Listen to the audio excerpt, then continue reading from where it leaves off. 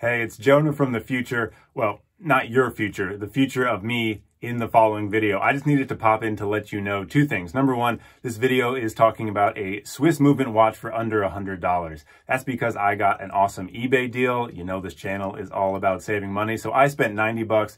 The list price for this watch is closer to about $280, $290. Also, we run into an issue in the unboxing. I think the watch just isn't working.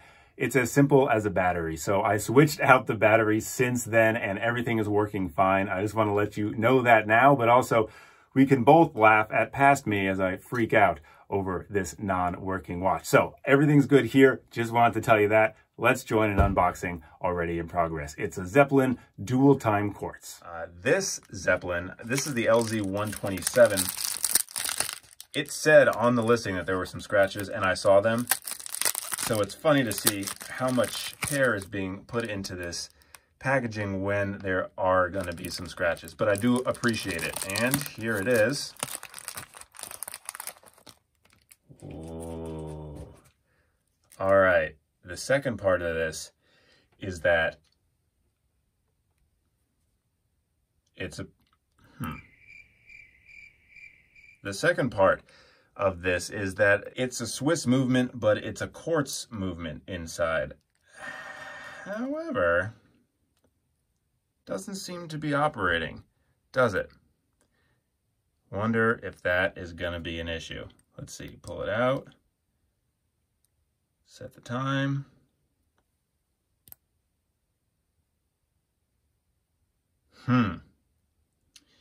Maybe it's just a dead battery, but that is definitely an issue I'm going to have to figure out.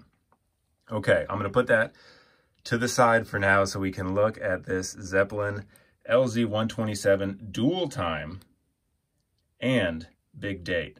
So let's look at the condition first. There are some scratches. There's one there. There's one down there. I'm trying to move it around so we can see. It is not the cleanest dial, but it is pretty clean. And for $80, I'm pretty happy. Or sorry, $90. I do have to figure out the second hand, however. So the cool thing about this, dual time down there. So that means an independent second time zone that you set down here with this second crown, which I think is really, really cool. And I've always liked a big date. So you pull this crown out one position, whoa, and that's how it switches. That's really cool. I love how it goes to the left. I've never seen a date wheel go counterclockwise before. Wow, super fun. And it's interesting how it does it, because this one doesn't move. This 4 moves, and this 1 stays until it's time for 2s.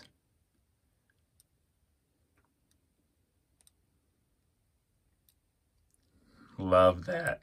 That's really cool. So measurements, let's figure it out. Calipers, hold on.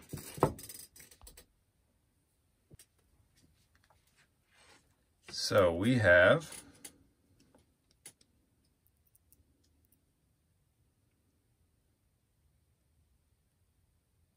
just about 42.5 millimeters in diameter.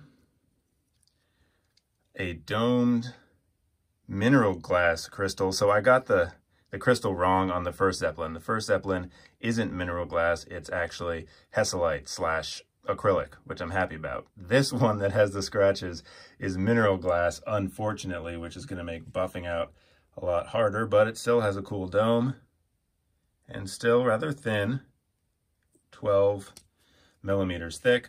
The lug to lug on this guy, about 48 and a half.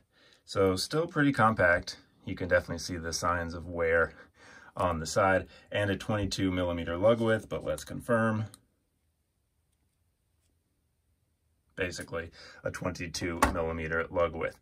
So big date up top, dual time at the bottom, a really classy dual time too. I really like the railroad track around that inner dial, and that inner dial has a nice high polish silver ring around it. An open railroad track outside here.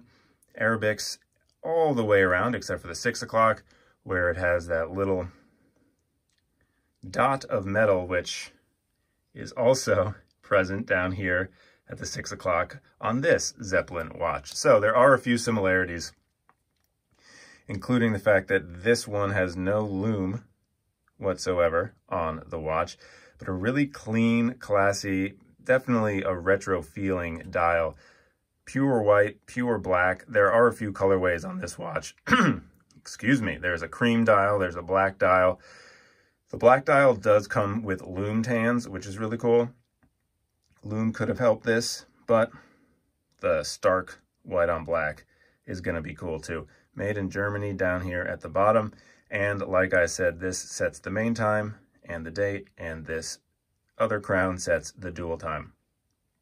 Some interesting case finishing on here too. It's going to be hard to fully judge it because it's a little grimy from whoever wore it. So this is going to have to get cleaned up one way or another. But it's an interesting, like, dual kind of split lug. It's